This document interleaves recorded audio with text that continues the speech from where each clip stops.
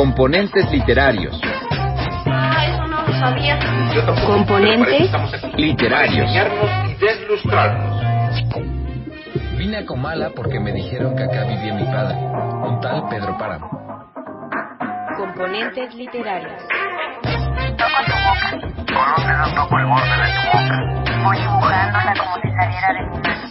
Componentes Literarios. ¿Qué tal, queridos componentes literarios? Hoy los saludo con mucho gusto y es que me acompaña Cianya Ponce, quien es profesora de español, ahora se encuentra estudiando la maestría en Sao Paulo y bueno, está estudiando para ser traductora. Quédense con nosotros que seguro les va a encantar.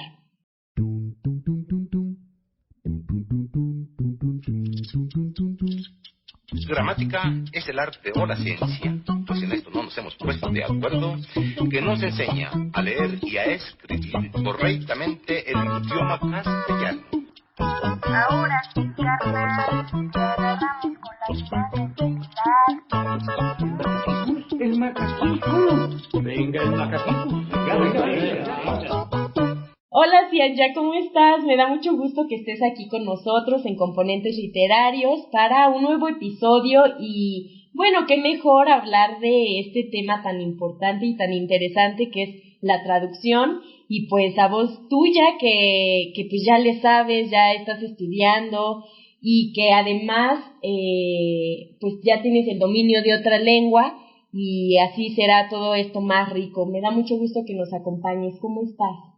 Hola Gaby, yo estoy aquí muy bien, aquí a unas 3 horas de diferencia, en la noche de Sao Paulo, fría, que nadie me cree que en Brasil hace frío, pero hace frío, en casi pleno verano.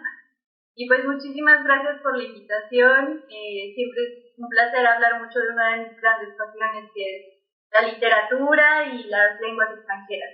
Muy bien, Cian, pues sí, platícanos de estas grandes pasiones y primero me gustaría que nos dijeras qué es la traducción para que nuestros componentes literarios que nos están escuchando pues sepan de qué va. Bueno, Gaby, pues la traducción es una de las profesiones más antiguas que existen, de hecho es una de las profesiones, de las primeras profesiones que pueden ser entendidas como de mujeres también. Muchas de las primeras traductoras que existen eran mujeres que se dedicaban a traducir textos para difundirlos mientras estaban en sus casas y leían y demás. Y bueno, es una profesión que se encarga de llevar un texto en un idioma a otro idioma para poder acercarlo a otras culturas y por miles de objetivos y miles de razones. La traducción es una cosa que se viene estudiando y se viene entendiendo como estudio de traducción muy recientemente, porque mucha gente se dedica a la traducción sin siquiera haber tenido como estudios profesionales. Así es. Creo que muchas veces se confunde la idea de que sabes una otra lengua y puedes traducir, lo cual puede ser válido, lo cual puede ser como tú naciste con la actitud de traducir y ahí está presente, pero realmente es una cosa que es como otra habilidad, ¿sabes? Sí. Así como uno tiene que aprender a cantar, uno tiene que aprender a tener esa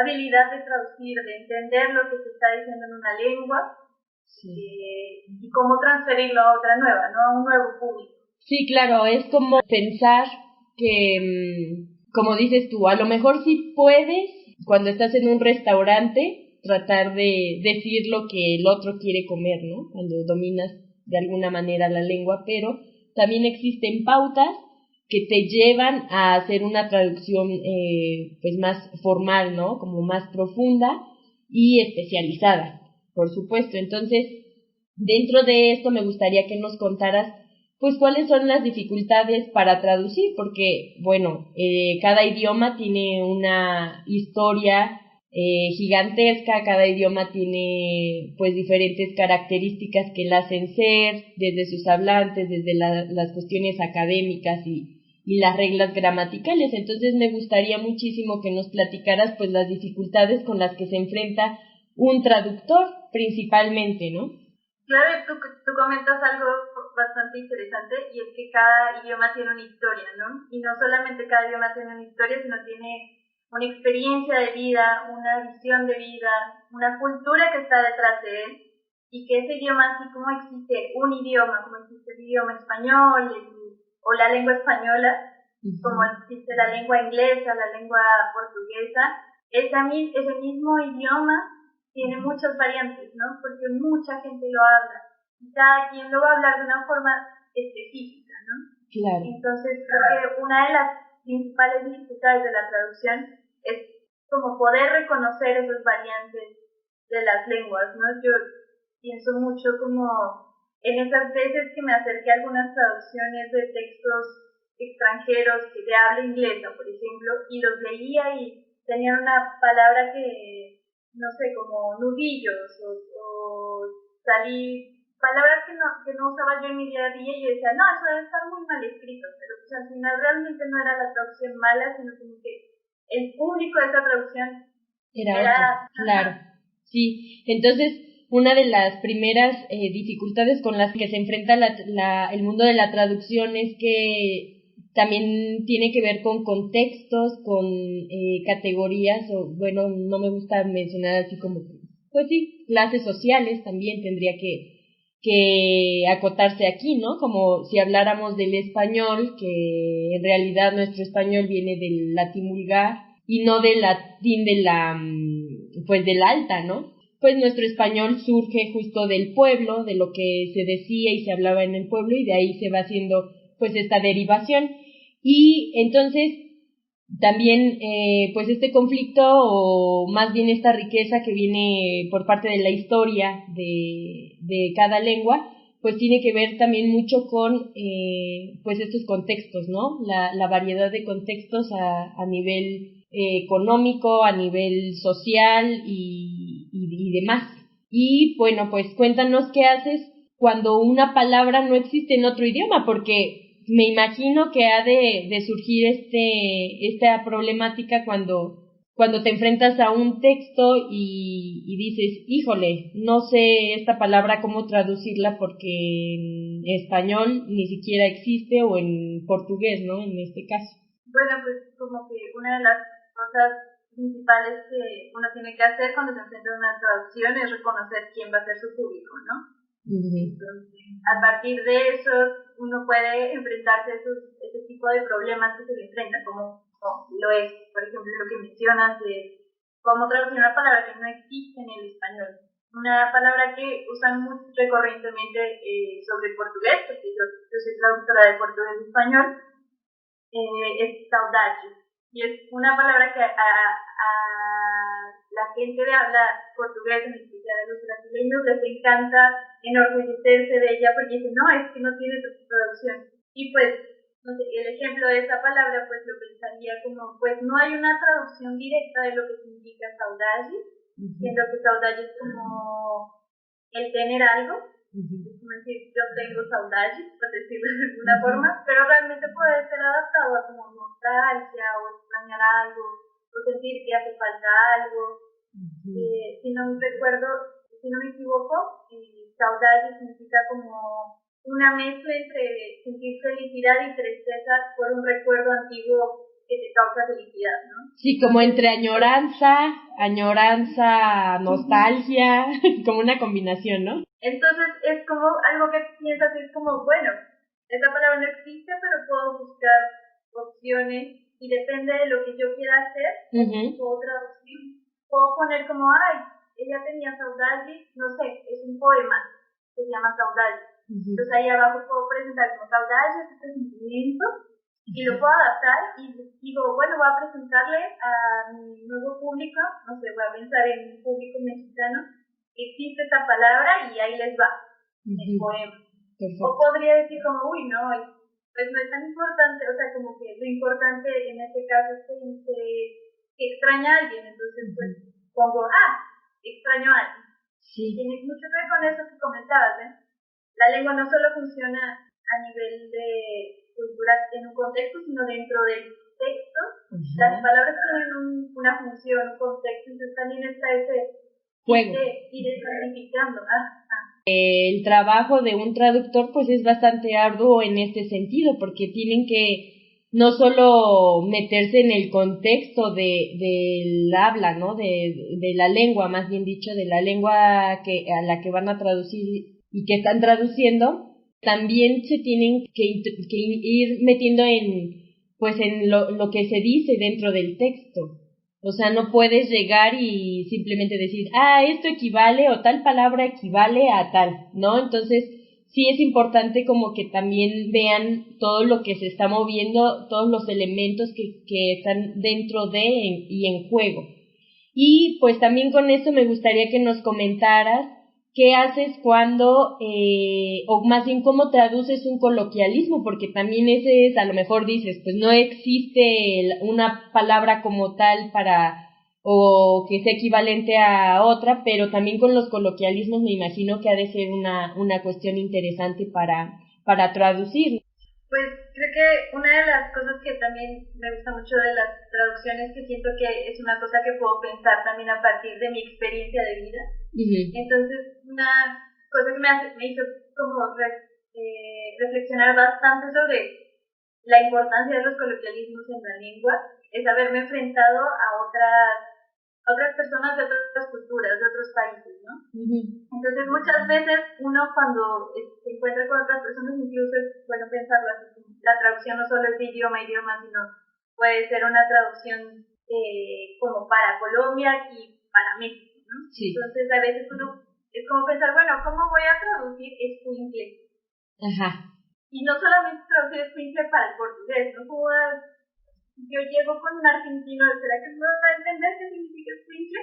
Sí. Entonces, ese tipo de cosas creo que también está en una cuestión son palabras que usamos en el día a día, que no solamente representan esa idea de, bueno, voy a usarlas en un contexto que sea muy informal, sino también son cosas que reflejan de nuestra cultura, ¿no? Claro. Entonces, no sé, hay dos formas hay dos caminos que podría tomar en la traducción sobre los coloquialismos, sobre cómo lo hago y cómo lo trabajo. Como que lo primero es identificar qué palabra es un coloquialismo, ¿no? Y qué función tiene dentro del texto. Y después de identificar, no, pues es importante o podría como equipararla con una que no sea un coloquialismo en la lengua en la que voy a traducir, pues ya, listo, busco el significado y doy la palabra, no sé. Escuincle es niño, entonces en portugués voy a traducirlo como menino. Pero ahí está también el caché de la traducción, es que yo también podría decir, no, pero yo quiero como no solamente traducir la palabra del significado, sino intentar mantener ese efecto de informalidad. Claro. Entonces lo que busco es, bueno, ¿cuál sería más o menos el equivalente? Normalmente un traductor siempre trabaja con equivalente.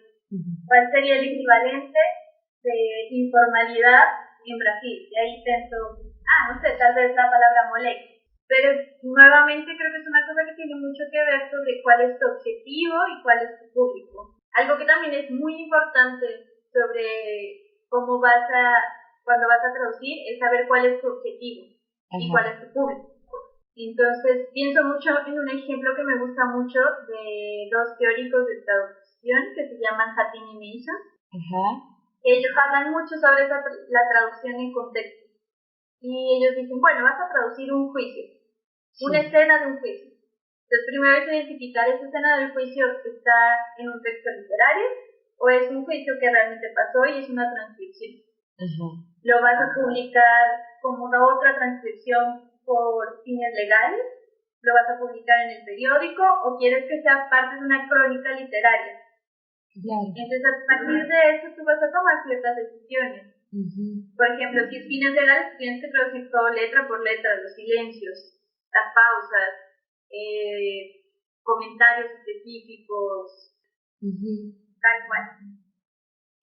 Lo quieres para una nota periodística, obviamente vas a poder hacer ciertas adaptaciones o explicar, no sé, vas a decir como se cometió este crimen que en este país tiene esto, pero que en otro país al que tú se lo estás llevando no lo tiene, entonces ahí te puedes atrever y decir como, bueno, esto significa esto y vas a presentarte como traductor. Ajá. Y en un texto literario hasta le puedes pensar como, bueno, no voy a hablar sobre las pausas, ¿no? Como que no voy a ponerle tanta atención a eso. Sí. Pero pues, por ejemplo, le quiero poner mucho interés a ese aspecto del habla del abogado que es muy literario, ¿no? Como que dentro del texto se vuelve, bueno, más bien dentro de la traducción se vuelve también un ejercicio de el fin o el propósito que tiene cada texto, ¿no? Que vas a traducir, o como dices tú, a quién le va a llegar. Que también está esta cuestión y esta riqueza de decir, híjole, tengo que saber principalmente a mi público, tengo que saber cuáles son las formas para llegarle. ¿Tú consideras entonces en este sentido que hay una línea muy delgada entre creer o entre saber si estás haciendo una obra aparte? Creo que hay una cuestión aquí muy importante y es que uno va entendiendo mientras va traduciendo que la traducción es reescribir un texto. Así es, por eso te comentaba, si vemos la traducción desde este horizonte de saber el contexto, pero al mismo tiempo redefinir o definir a quién va dirigido, estás construyendo algo nuevo o estás reescribiendo, como dices tú, una obra, ¿no? Al final de cuentas se puede ver de manera separada, ¿no?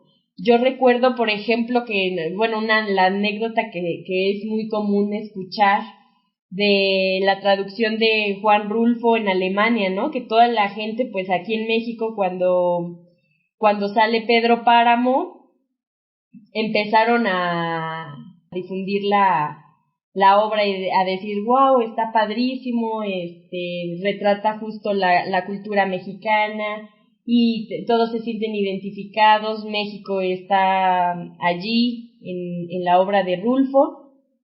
Y entonces cuando lo toma un traductor alemán y que sabía el español y todo, ¿no? Muy bien, dominaba la lengua, pero al traducirlo parece que no se metió de lleno en el contexto o olvidó algunas características que eran importantes para poder hacer la traducción.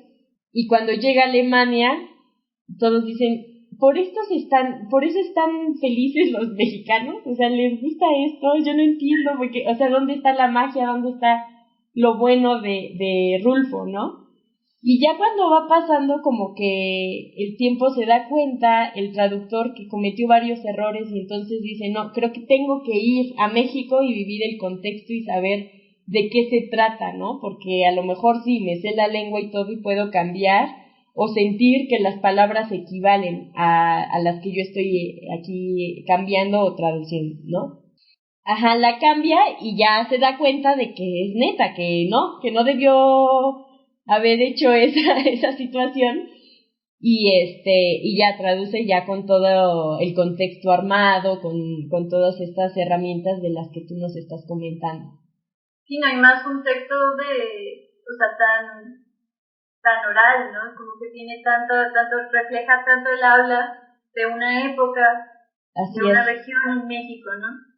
Entonces, justamente esa historia me hace pensar mucho en una experiencia propia. Yo estoy traduciendo ahora unos cuentos de Ligia Kundisteris, que es una escritora brasileña que sigue viva. Este año cumplió 97 años.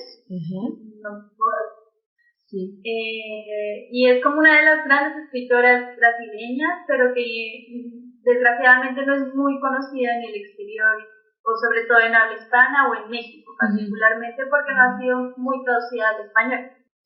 Y pues uno de los cuentos que estoy traduciendo, o que ya traduje, es sobre el carnaval brasileño. Que todo el mundo sabe que existe el carnaval brasileño, todos tenemos una idea del carnaval brasileño, ¿no? Claro.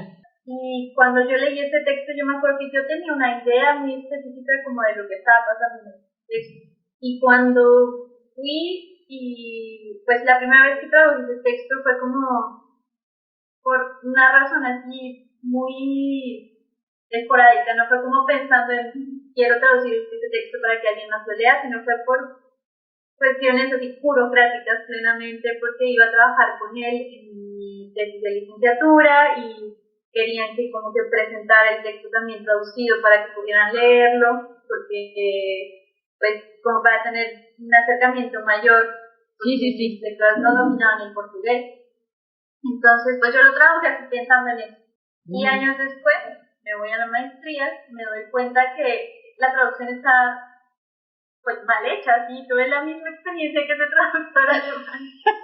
No, pero ¿cómo pude traducir eso? ¿Cómo entendí eso de esta forma? ¿No? Entonces voy a dar un ejemplo muy básico que es como esta mujer, es una mujer que está preparando un vestuario para el carnaval.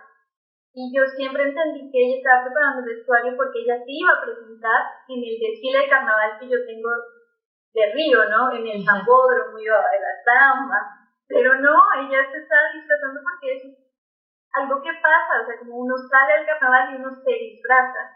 Entonces, cosa que le pone a la gente empeño a que salga a pasear, a andar en la calle. Que no es un evento pagado, de esa imagen que nos presentan en el extranjero, ¿no? Sí, claro.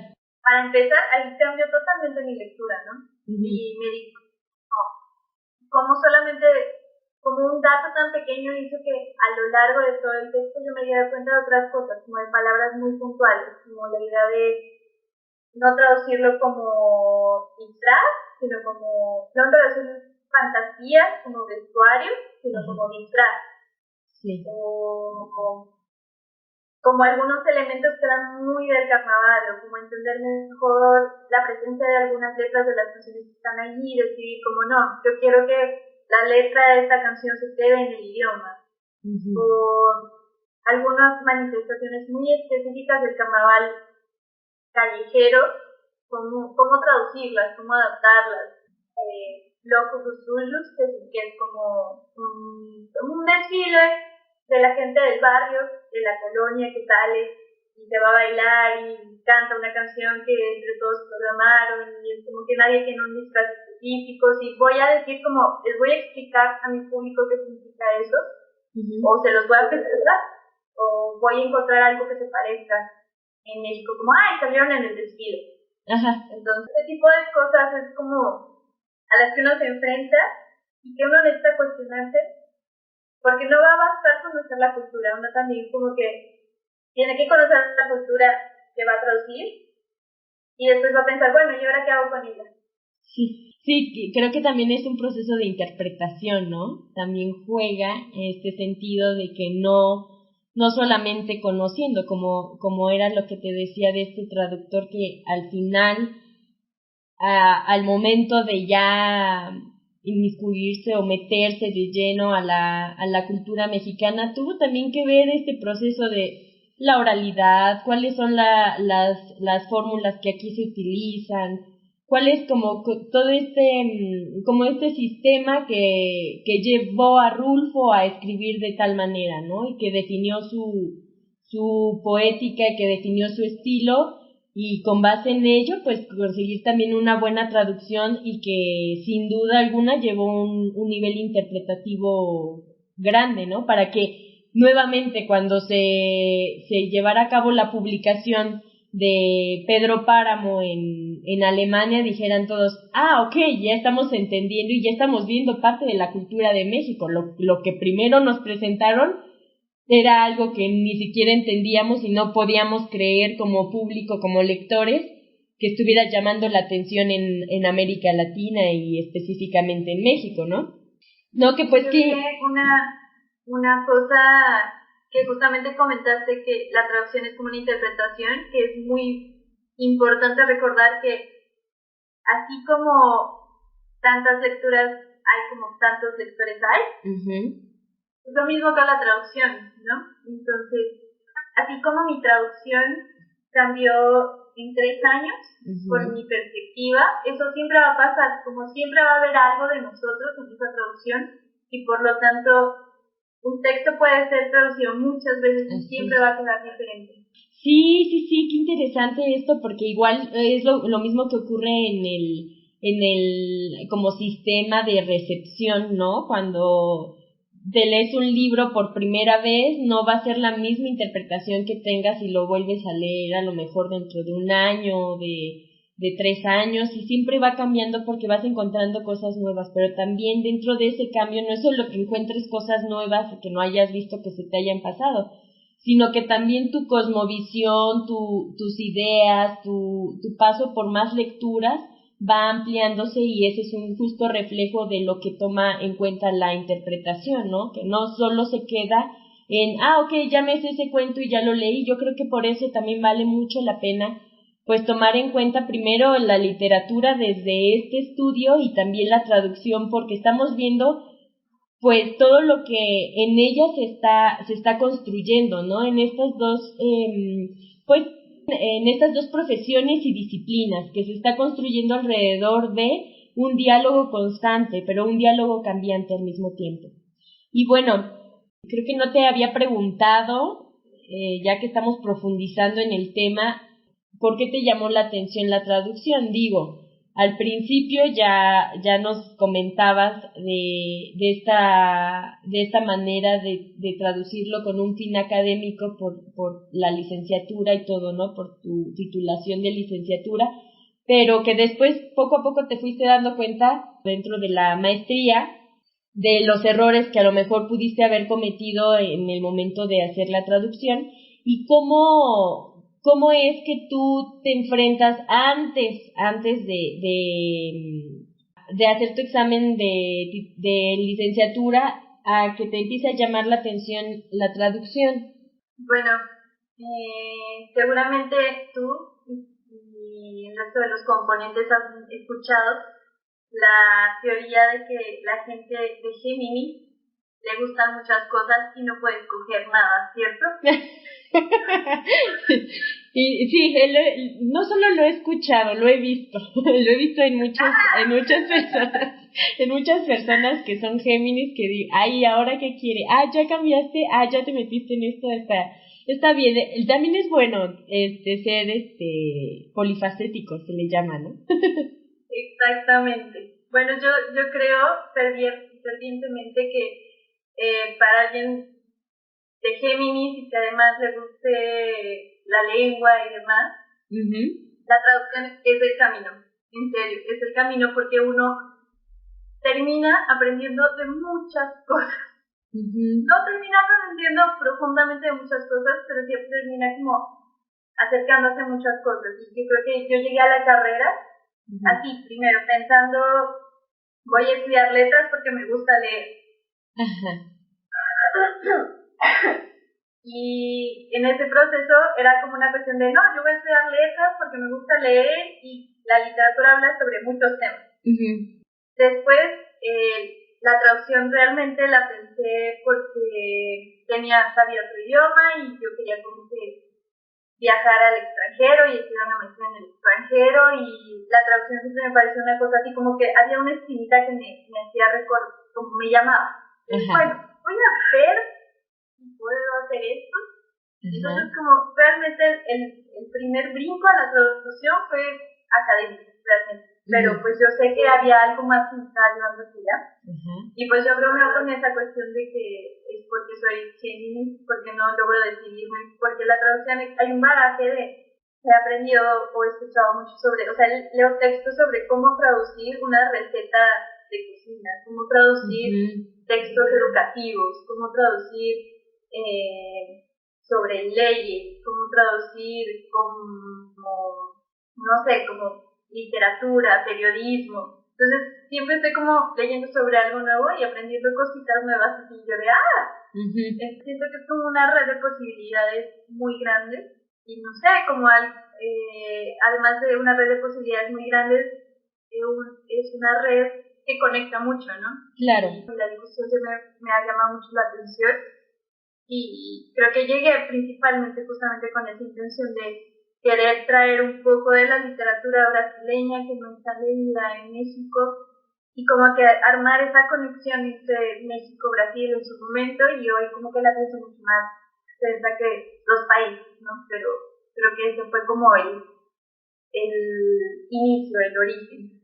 Qué padre, vas escalando poco a poco nuevos horizontes y eso está genial porque, como dices, hay muchos vínculos, ¿no? Que partiendo de la literatura y de los estudios que tienes principalmente, o más bien como antecedente, pues puedes ir hilando otros estudios y otros sectores que también dentro de esta magia de la traducción y como nos comentas, de ver la forma de traducir cada uno de los diferentes textos que incluso como comentas hasta una receta de cocina, una nota periodística.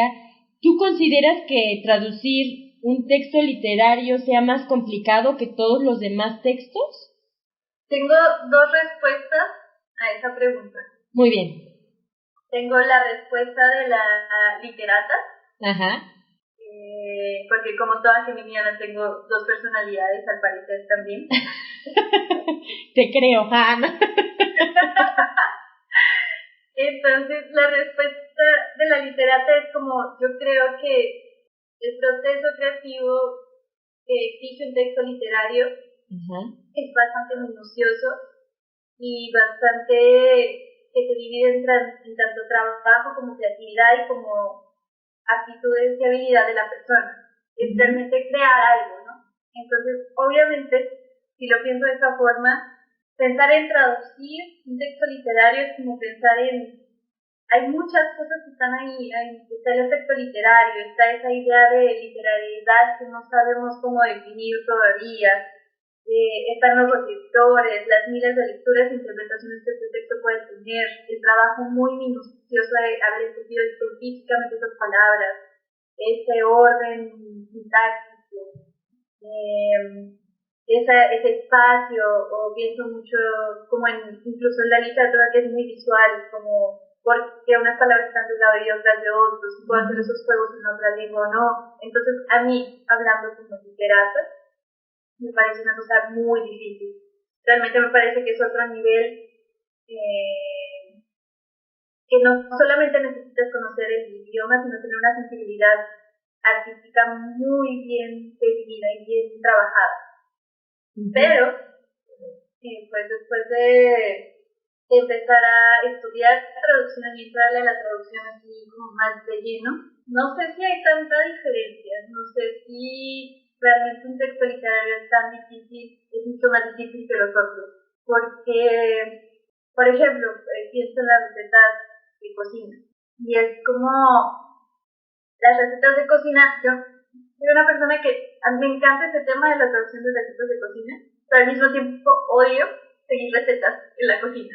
A mí me gusta llegar y cocinar, porque siempre hago coraje con que la persona escribió mal las cosas o no está bien puesto.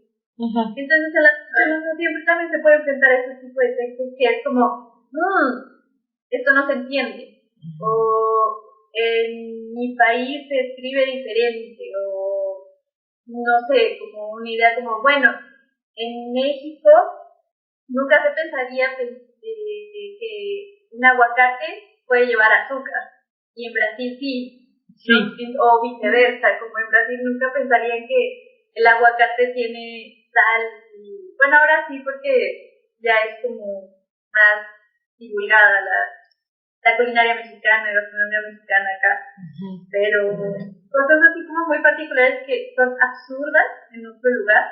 ¿Cómo puedo yo transferir todo eso? Y que también pues es que no sé cómo puedo explicar, cómo puedo llevar una receta que lleva huitlacoche.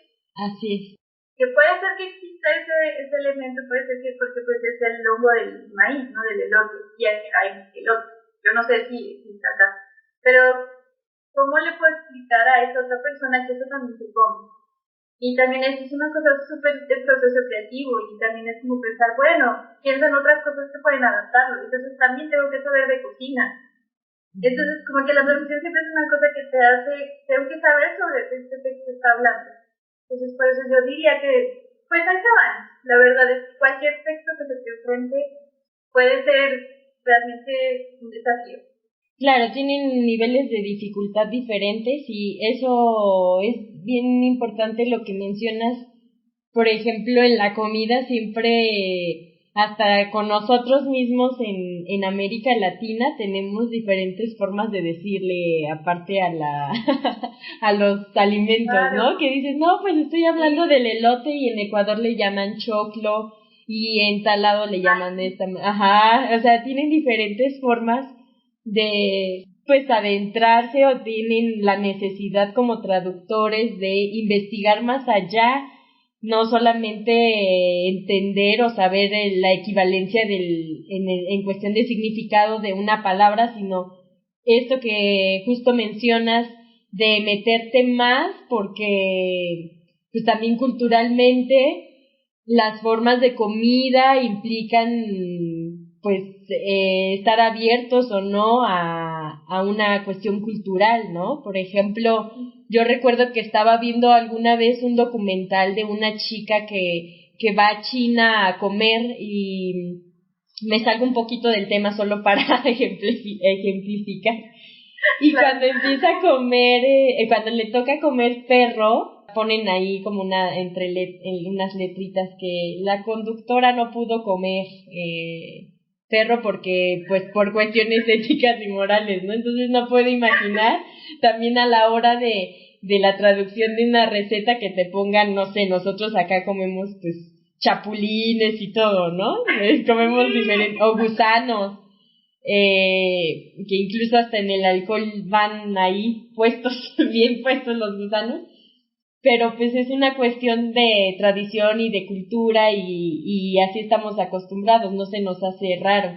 Y ahora me imagino trasladarlo a una cuestión ya de traducción, una cuestión formal, donde tienes también que incluir ese tipo de alimentos, todos han de decir como, ¿qué onda? O sea, ¿en qué momento, no? Así como, vamos a cocinar comida de México, pero específicamente de Oaxaca, y ahora tienes que conseguir tus chapulines o tienes que conseguir X alimento, ¿no? Ha de ser una complicación grande. Y bueno, ahora coméntame, me surge la espinita de saber en la cuestión de, ya no de un texto, pero sí de una película, cómo se lleva a cabo la traducción. También tiene seguro ciertas normas a seguir, porque mira, apenas de hecho el episodio pasado hablé con el director de un documental que se llama El Camino de los Muertos y justo nos hablaba de que como se trataba de Huautla de Jiménez, una comunidad que lleva a cabo una festividad de Todos los Santos en Oaxaca, pues me hablaba de que tenían que tener contacto constante con el traductor porque pues ellos hablaban su lengua indígena y pues era necesario, ¿no? Y a veces te quedas pensando, ay, qué curioso, ¿no? ¿Cómo es la lengua? A veces parece que hablan muchísimo y dicen poco o escriben poco dentro de la película o al revés, hablan poco y te ponen una frase súper larga, ¿no? Y, por ejemplo, esto nada más es como una introducción para que nos cuentes qué sabes acerca de la traducción de las películas, cuáles son las normas que se siguen o cuáles son como las pautas que se llevan a cabo en esta labor. Ahora que comentas eso, yo recordé la película de Lost in Translation, que justamente se burlan de eso, ¿no? Que van a entrevistar al protagonista en un programa de televisión y como que el entrevistador habla y le dicen, y es como, él está en Japón. Ajá. Y le dicen qué significa en inglés y se queda, ¿en serio? ¿Solo es eso? O de repente dice poquito y es como todo eso grande, ¿no? Y bueno, ese tipo de chistes sí, pues aparecen recurrentemente, ¿no? También pienso mucho en Lelutier, que también hacen un chiste sobre eso de que está un tipo traduciendo unos tamborazos y hace como una frase muy larga y lo resume como tom, tom, y ya. Eso creo que justamente creo que no es mi área, pero una cosa recurrente con la que me he topado mientras he estado como a veces investigando es justamente esa cuestión de cómo adaptar el tiempo, ¿no? Sobre todo porque al momento de subtitular o doblar una película, pues uno no puede cambiar lo que está pasando visualmente. Entonces en el doblaje uno tiene que pensar en adaptar lo que se dice a que se parezca realmente a lo que está pasando en la boca. O en el subtitulaje, pues si la persona dijo ok en inglés, tú no puedes poner el subtítulo de acuerdo, ¿no? Estamos de acuerdo, estoy muy de acuerdo. Es como una cosa muy grande cuando usó una palabra. Entonces hay unas cosas que tienen que ver, que también en la traducción de historietas, por ejemplo, es cómo te vas a enfrentar también a ese tipo de traducciones cuando te toca también pensar que hay otro lenguaje conviviendo, que es el lenguaje visual. Y pues no sé, yo sé que son como reglas muy específicas, así como te vas a encontrar en el mundo editorial de literatura, traducción de textos literarios, te vas a encontrar en el mundo de las películas o de las series. Y algo que se me viene a la cabeza mucho es como justamente la traducción de las groserías, por ejemplo. Que una vez se escucha, se está viendo una serie y en inglés, entonces uno escucha en inglés así como, poco, y los subtítulos como, no sé, cállate, no me importa, y realmente es como qué chingas a tu madre, una cosa así, que a veces en algunos, como que por cuestiones editoriales o por cuestiones políticas de la empresa, ellos no pueden traducirlo así. Entonces, ¿cómo traducir las palabras tabú, ¿no? Lo que se dice con palabras tabú, que quizá en algunos, que no tiene tanta fuerza, tabú tal vez en la cultura de origen, o sea, una cuestión política de la empresa, o cosas por el estilo. No sé, pero sí, es también otro rollo también, que exige mucho trabajo, supongo. Yo no sé mucho sobre el tema, pero admiro mucho a esa gente. Mucha dedicación, mucha paciencia. Sí, fíjate, también cuando vemos los programas como más populares y los que están así a la orden del día en la televisión o, pues sí, los más populares, siempre hay como esas traducciones que en México, que ahí sí diría, les falta entrar en contexto de nuestros coloquialismos o de bajarle un poco al tono así como muy alejado, las palabras que utilizan así como, oh cielos, o recorcholis, ¿no? Entonces, Dios mío. Sí, claro, es bastante como que se ve falso, o sea, te animas a ver por lo que está aconteciendo dentro del programa o en la película, ¿no? Porque también hacen diferentes traducciones o doblajes que dices tú, ¿de dónde habrán sacado esa palabra? Nosotros, ¿cuándo utilizamos esas palabras, no? Que las entendemos, sí, pero chocan, o sea, si hay un choque en el sentido de que no están cercanas a lo que nosotros hablamos, ¿no? Que te dicen, dame esos 5, y este tipo de frases hechas que dices, está como muy agringado, está... Como la famosa traducción como de call me back y me llamas para atrás. Ajá. Sí, pero me parece prudente comentar que una de las cosas que el doblaje mexicano es muy reconocido, ¿no? Sobre todo doblaje de caricaturas, y que cuentan por ahí que Los Simpsons realmente tuvo tanto éxito en América Latina justamente porque el doblaje era muy bueno y que incluso mejoraba la serie. Entonces me parece como, sí, hay veces que uno escucha esas cosas, no sé si recuerdas ese momento en que estaba como recurrente este meme de encontrar memes audiovisuales, así como el de Mi barrio me respalda o el FUA, que les hacían un doblaje latinoamericano. No.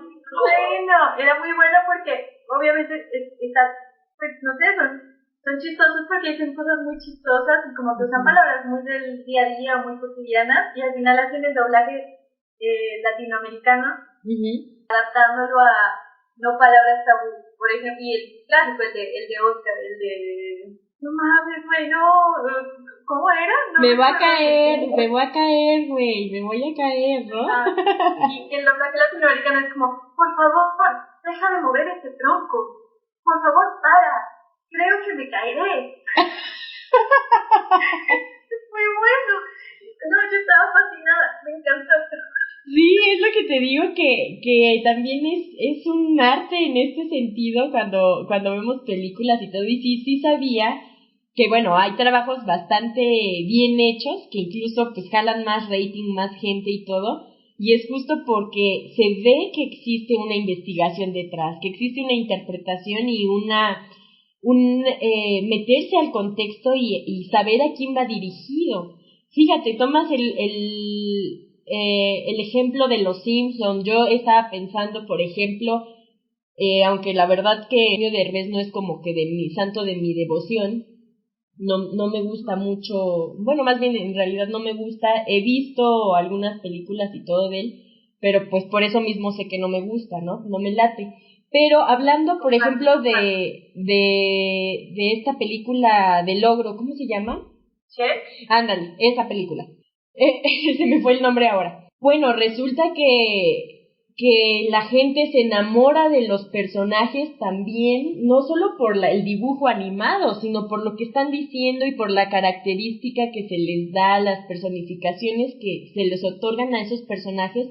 Y mucho tiene que ver la forma en que hablan, el tono y por supuesto las palabras que van utilizando, ¿no? Si tú la ves en inglés es una cosa, si la ves en diferentes idiomas, en el mismo español de España, ¿no? Que le llaman así, es una cosa totalmente distinta. Estaba viendo otra de las series que levantó muchísimo precisamente por este trabajo de traducción fue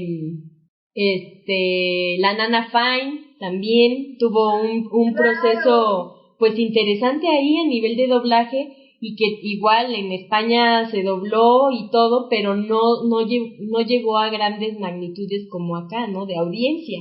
Y entonces esta importancia también viene a colación, que sí, hay veces que dices, ay, no puede ser, ¿cómo están poniendo esa palabra si aquí no la utilizamos? Entonces, fíjate, ¿cómo es tan importante el proceso de traducción y el proceso de doblaje y la investigación que hay detrás para que podamos nosotros también empatizar con el producto, ¿no? Que podamos empatizar tanto con un libro, con una receta de cocina, con una película o incluso con canciones, ¿no? Porque igual existen canciones que al traducirlas dices, ay no, está súper raro, ¿no? Como que ya está, ni el ritmo te encanta precisamente porque detrás hay un trabajo que a lo mejor no está muy bien hecho. Y bueno, como la polémica de Have You Ever Seen the Rain versión Juan Gabriel. Ándale, que exacto. está buena y tan extraña al mismo tiempo. Sí, pero causa algo, eso es lo interesante, que causa un efecto en quien lo recibe. Y entonces por eso es que también se va propagando. Pero también eso que decías de la cuestión del doblaje en México, sí, aquí definitivamente tenemos de los mejores actores de doblaje y que son bien reconocidos y que también pues se toman en cuenta para que se lleven a otras esferas o a otras geografías que a veces ya ni siquiera tienen el proceso de decir ahora vamos a doblar a un español con acento argentino, ya con el español con acento mexicano, con eso nos damos por bien servidos porque se logra algo, ¿no? Se logra que la gente se acerque al producto, a la obra. Y también, fíjate, te iba a preguntar, y que se me pasó hace ratito, ya para terminar este episodio, me gustaría que me dijeras, adentrándonos un poco a la cuestión de literatura, ¿consideras ya específicamente hablando de géneros literarios que sí existe mayor dificultad cuando te enfrentas a un poema que a un texto narrativo, por ejemplo, a un texto que a lo mejor no, porque en la poesía pues toda la combinación de las palabras, el ritmo que se lleva, es también un trabajo bastante complicado y complejo, más bien dicho, en cuestión del poeta, ¿no? Que son palabras específicas. Casi que eso es lo que mueve a un poema también. Entonces, por ejemplo, cuando te enfrentas a a un poema, a diferencia de un texto narrativo, ¿crees que también exista una mayor dificultad en cuestión de traducción o se lleva a cabo como que el mismo proceso y ya dices, no, ahí se enfrenta de la misma manera?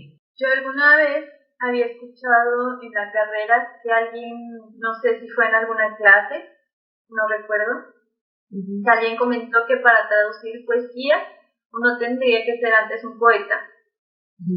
Ahí creo que es una cuestión también como de meterse un poco en el rollo de en qué momento podemos decir que somos unos poetas y por qué tiene que tener esos tintes así medio académicos también, definir qué es ser un poeta o no, qué es poesía o qué no. Pero realmente, si te soy sincera, voy a responder así como de yo ya hablando y ni siquiera hablando la traductora o la literata. Yo no me animo a traducir un poema de la misma forma que me puedo animar a traducir un cuento. Me gustaría hacerlo en algún momento. He tenido así como, hago así ciertos ensayos de repente de algún poema. Hay una poeta brasileña que me gusta mucho que se llama Hilda Hilst. Pero pues no sé, como que yo lo leo y alguna vez me da por querer traducir el texto al español y me da como una parálisis de, no, pero es que ¿dónde queda el ritmo y la rima y todo eso, las imágenes? Yo siento que la poesía es una cosa que normalmente no es tan leída y creo que tiene que ver con eso, que no está leída, no es ahora, no está conocida y como que no nos queremos arriesgar a adentrarnos en ella, entonces si no estamos habituados a ella, así como todo lo que te he comentado, como uno tiene que estar realmente conociendo lo que va a traducir, pues está en chino traducirlo también, entonces creo que es una cuestión de, yo lo siento muy difícil porque no estoy acostumbrada a ella, pero estoy segura que alguien, un gran lector de poesía, sin ser poeta, o sin entenderse como poeta, podría traducir poesía mejor, incluso mejor que un cuento o que una novela. Claro, yo pienso que las dos tienen su nivel de dificultad y sí me interesaba mucho esta pregunta porque pues casi siempre existe como esta barrera, ¿no? De la poesía y justo esos elementos que la mueven como el ritmo, como ya dijiste, la forma del poema que también tiene mucho juego y por supuesto el uso de las palabras, porque generalmente y de las figuras literarias, ¿no? Porque justo la poesía sí tienes que tratarla de manera distinta, ni siquiera en cuestión de lectura ni de interpretación es igual que un texto narrativo, ¿no? Que un texto narrativo en el cual te plantean acontecimientos, te cuentan una historia, sabes más o menos de qué va porque te ponen a determinados personajes y sabes que existe un conflicto allí. Pero en la poesía es otro tratamiento totalmente distinto en donde sí habría que pues acotar varias cosas, ¿no? Que claro que ambos tienen su dificultad y que los dos seguramente a nivel de traducción pues implican igual esta complejidad, pero al mismo tiempo esta riqueza, ¿no? De saber hacer una traducción. Bueno, me gustaría agradecerte tu tiempo, el que hayas estado aquí en Componentes Literarios. Me encantó esta charla contigo, aprendimos mucho y seguramente los componentes literarios que nos escuchan también han de estar fascinados por esta plática. Y pues finalmente me gustaría que nos contaras sobre tus redes sociales, para que quien quiera te pueda seguir y pueda estar ahí viendo tus trabajos, porque pues me imagino que también pues ya empezaste o estás teniendo ese proceso de escribir y de pues publicar artículos, publicar investigaciones y pues estaría excelente que los componentes literarios que nos están escuchando puedan acercarse a ti a través de tus redes sociales. No, pues muchas gracias, Gaby, por la invitación, lo disfruté mucho. A mí siempre me encanta mucho como poder estos espacios de divulgación, sobre todo de difusión, tanto cultural como de los estudios. Yo creo que a veces en la academia pecamos de estar en ese mismo círculo siempre, o como de pensar que hay que profundizar mucho y hay que tener unos términos y unos conceptos muy, muy específicos para que lo que hagamos esté bien, y se nos olvida que hay un mundo allá afuera. Y creo que una de las cosas que estás haciendo tú es justamente eso, como sacar como varios temas que puedan acercar cosas que la academia a veces aleja del público en general. Entonces te felicito también por eso. Gracias. Y pues un honor ser parte de. Y bueno, pues yo estoy en Twitter como Cian Ponce. Soy una tuitera, no sé, a veces aparece, a veces no, pero continuamente aparece bastante. Me gusta mucho Twitter, no significa que sea una gran tuitera, pero me pueden buscar como Cian Ponce. Tengo un proyecto que está un poco abandonado por ahora, justamente por la tesis de maestría que estoy escribiendo, que se llama también en Twitter Reflejo Lit, que es donde tengo algunos como fragmentos de textos que voy leyendo y que me gustaría como traducir al español. Entonces también me pueden encontrar ahí. Y en Instagram estoy como Cianpi. Creo que toca deletrear, tanto para Cian Ponce como para Cianpi. Entonces ZYANPONCE.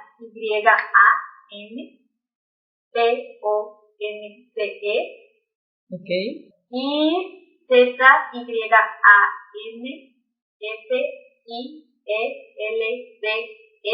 en Instagram.